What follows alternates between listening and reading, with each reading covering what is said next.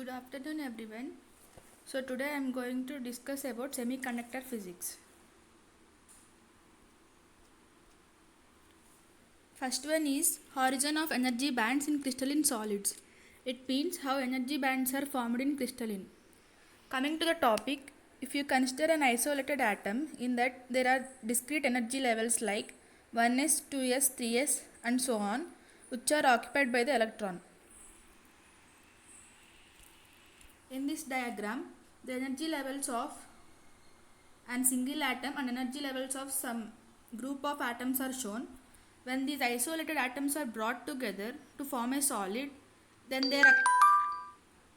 there occurs various interactions between them. During the interaction, the higher energy levels are affected.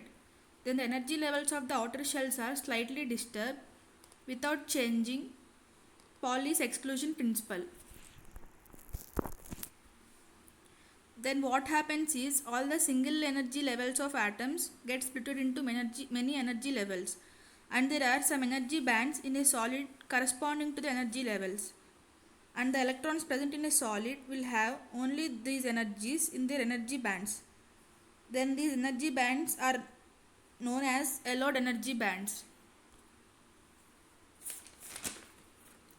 Coming to the next topic is classification of crystalline solids. Based on the forbidden energy band, solids are classified into three types. They are insulators, semiconductors and conductors. So let us start our discussion with insulators. When solid behaves as an insulator, it satisfies the following two conditions. First one is solids have even number of valency electrons per atom, and the next one is the valency band and the conduction band are get separated by a large gap compared to that of KT. And due to this large band gap, electrons in the atom jumps from one valency band to conduction band. And in insulators, all the valency electrons are tightly bound with their parent atoms. If you consider an example of glass, the valency band is completely filled at 0 Kelvin, and energy band between valence band and conduction band will be 10 eV. Solids like this behaves as insulators. The next topic we are going to discuss about is semiconductors. In semiconductors, the energy band gap between valency band and empty conduction band is small when compared to insulators and more when compared to conductors. Generally, the energy band gap will be 1 eV. The common examples of semiconductors are germanium and silicon. If you see germanium, the energy gap will be 0.7 eV and in silicon it will be 1.1 eV. Due to small energy band gap between the valency band and the conduction band, the electrons are thermally excited to conduction band. If you take 0 Kelvin temperature in this time the semiconductor will behave as insulator. But if you take the situation of room temperature, the semiconductor will get three properties. They are partially filled conduction band, partially filled valency band and very narrow energy band gap. The third one is conductors. In conductors, there will be no gap between valency band and the conduction band. And we can observe that the valency band will overlap the conduction band. And in conductors, there are enough number of free electrons which are available for electrical conduction. And there is no gap between valency and conductors. Conduction band in metals, the electrons in valency band freely can enter the conduction band.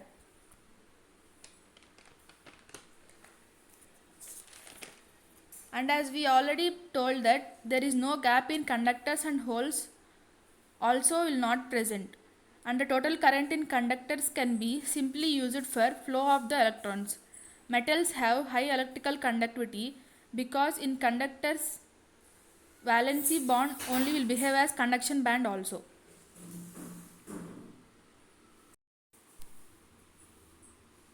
The next topic is chemical bonds in semiconductors. As we already discussed that semiconductors examples are germanium and silicon. They have crystalline structure. Both these materials are tetravalent and has 4 valency electrons in its outermost shell. Electronic configuration of germanium is 1s2, 2s2, 2p6, 3s2, 3p6, 3d10, 4s2, 4p, 4, 4s2, 4p2. Here in this both diagrams we can see the covalent bonds and holes movement. When an atom in the electron escapes from its covalent bond and space is left, and we call that space as hole. Semiconductors are classified into two types. They are intrinsic semiconductors and extrinsic semiconductors. Let us start with intrinsic semiconductors.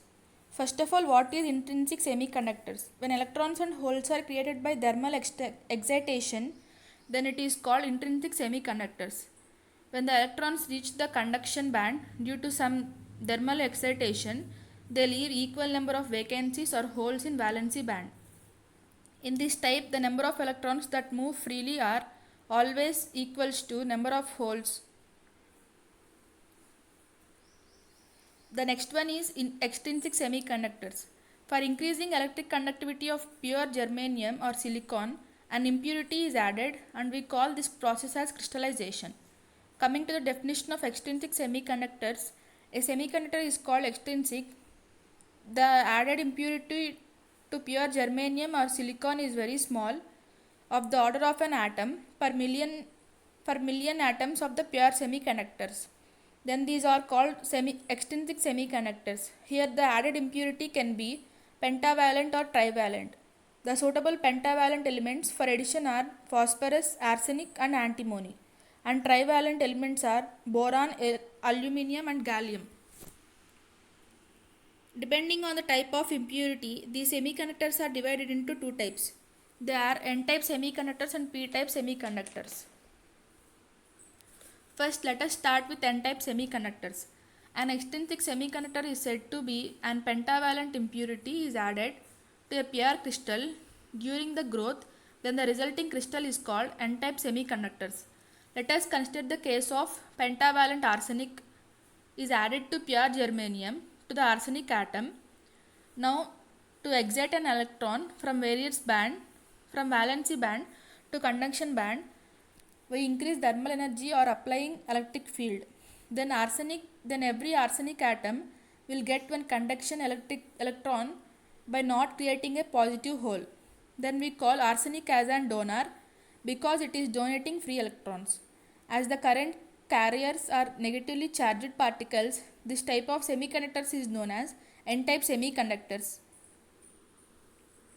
Coming to the P-type semiconductors, it can be defined as a trivalent impurity atom such as boron or aluminium is added to a pure crystal during its growth, then that resulting crystal we call it as P-type semiconductor. To understand it, let us consider the example of an trivalent boron is added to pure germanium crystal. In this, there is deficiency of one electron which we call it as a hole.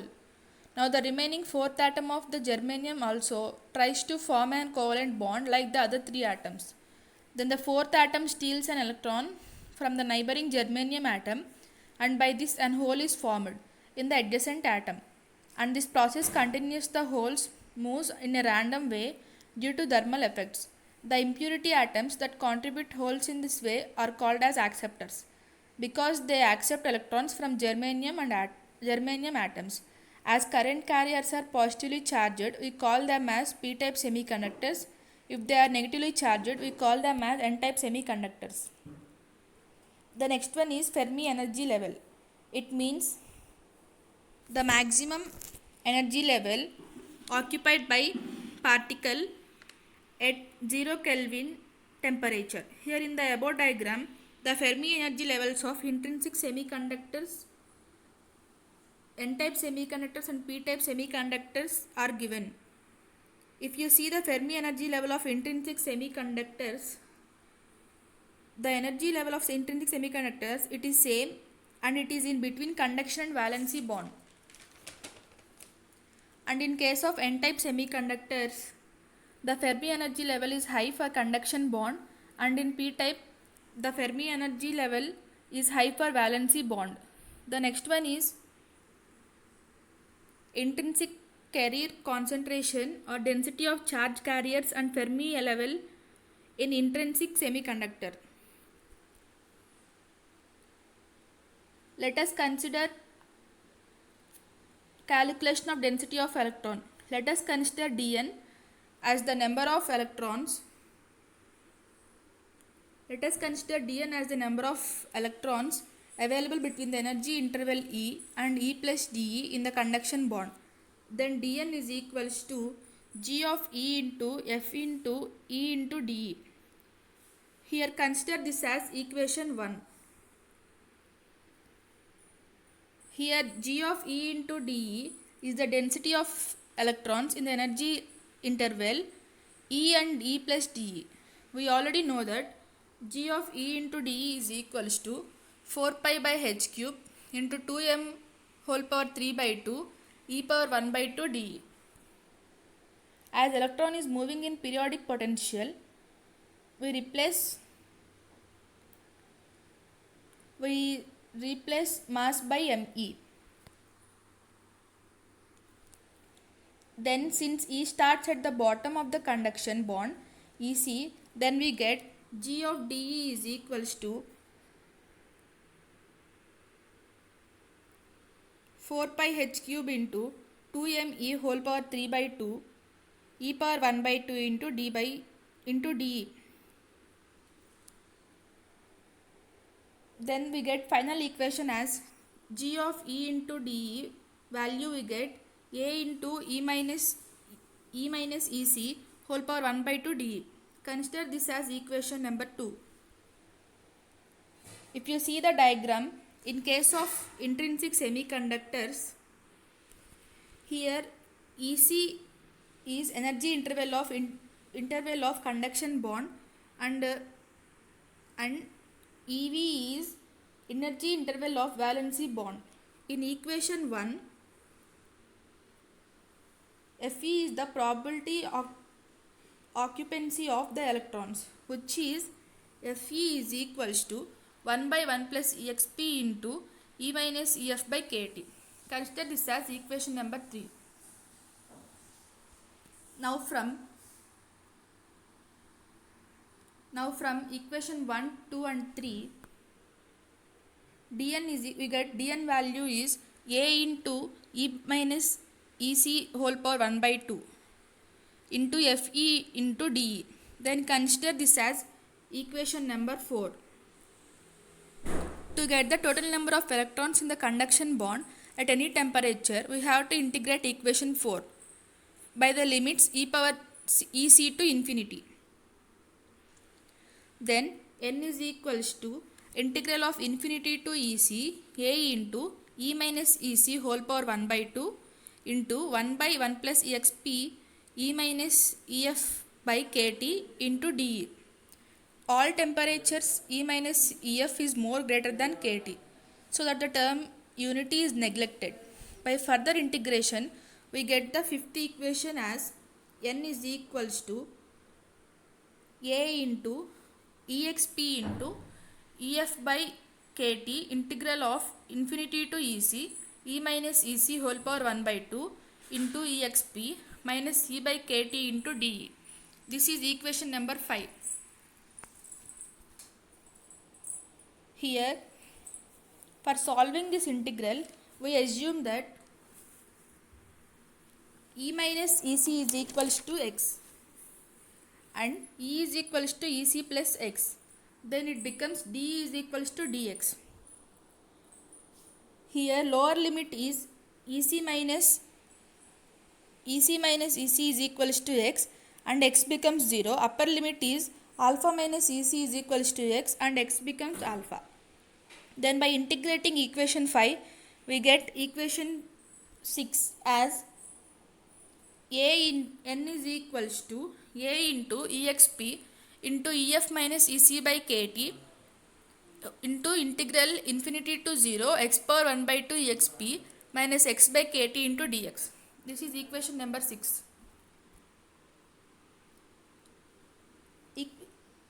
We already know that integral of infinity to 0 x power 1 by 2 exp into minus x into dx is equals to root of pi by 2, and integral of infinity to 0 x power 1 by 2 exp minus x by kt into dx is equals to kt into 3 by 2 into root pi by 2.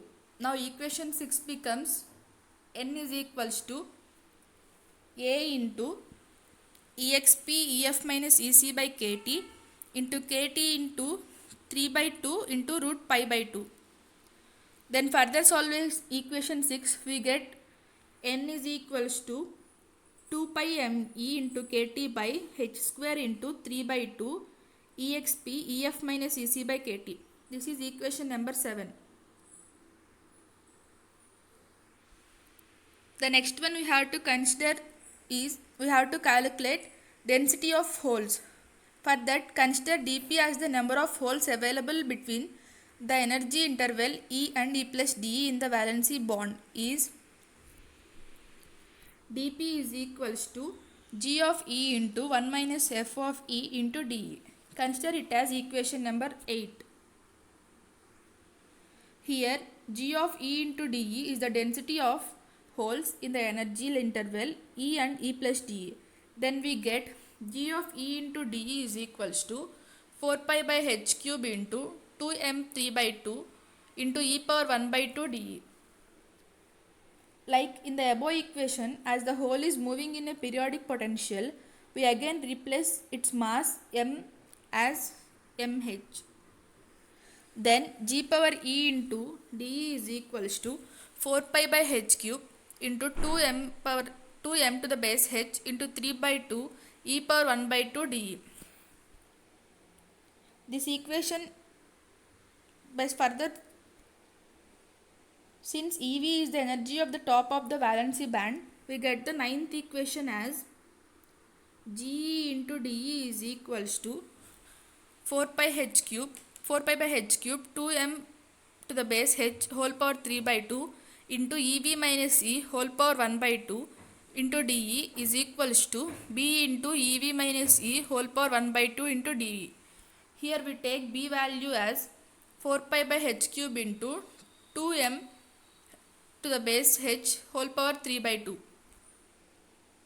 In equation 8, we considered 1 minus f of E is the probability of existence of holes in valency band. Then for all possible temperatures, E minus EF is less than KT. Then we get 1 minus f of E is equals to 1 minus 1 by 1 plus exp into EF minus E by KT. Then the final 1 minus f of E is equals to exp into E minus EF by KT. The equation 8 becomes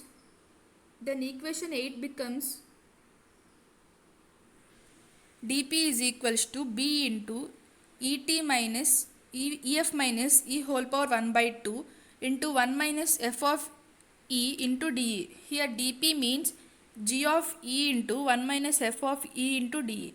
Then by substituting 1 minus f of E in dp, we get dp is equals to B into EV minus E whole power 1 by 2 into exp minus E minus EF by KT into dE. This is equation number 10. Now by integrating equation 10 with limits minus infinity and EV, we get P value as integral of EV to minus infinity B into EV minus E whole power 1 by 2 into exp into E minus EF by KT into dE. This is equation number 11. By solving equation number 11, we finally get P value as 2 into 2 pi mh into KT by h square whole power 3 by 2 into exp into EV minus EF by KT. The next topic is intrinsic carrier concentration. In intrinsic semiconductors, N is equals to P is equals to N is called intrinsic carrier concentration. Then Ni square is equals to Np. By substituting P value in Np, we get Ni square is equals to 4 into 2 pi kt by h square whole power 3 into me into mh whole power 3 by 2 into exp minus eg by kt. Here Ec minus Ev is equals to Eg is the forbidden energy gap. Hence intrinsic carrier concentration Ni is equals to 2 into 2 pi kt by h square into whole power 3 by 2 into me into mh whole power 3 by 4 into exp minus eg by 2 kt.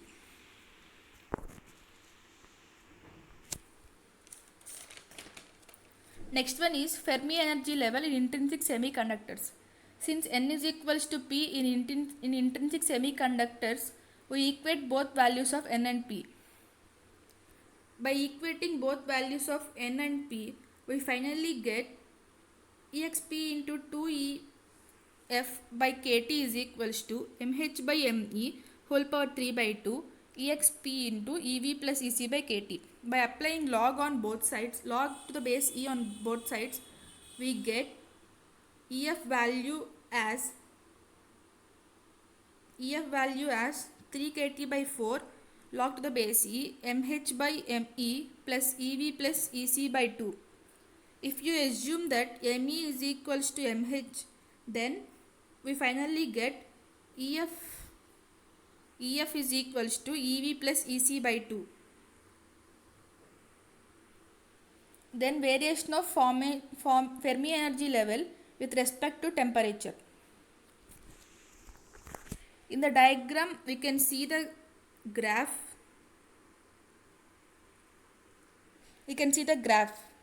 Here in the graph we can easily understand that Fermi energy level is located half between valency and conduction band. At temperature 0 Kelvin, by increasing temperature, the Fermi energy level is displaced toward conduction band if mh is greater than me, or downwards towards valency band if mh is less than me. If you can see in most of the intrinsic materials, me is not equals to mh.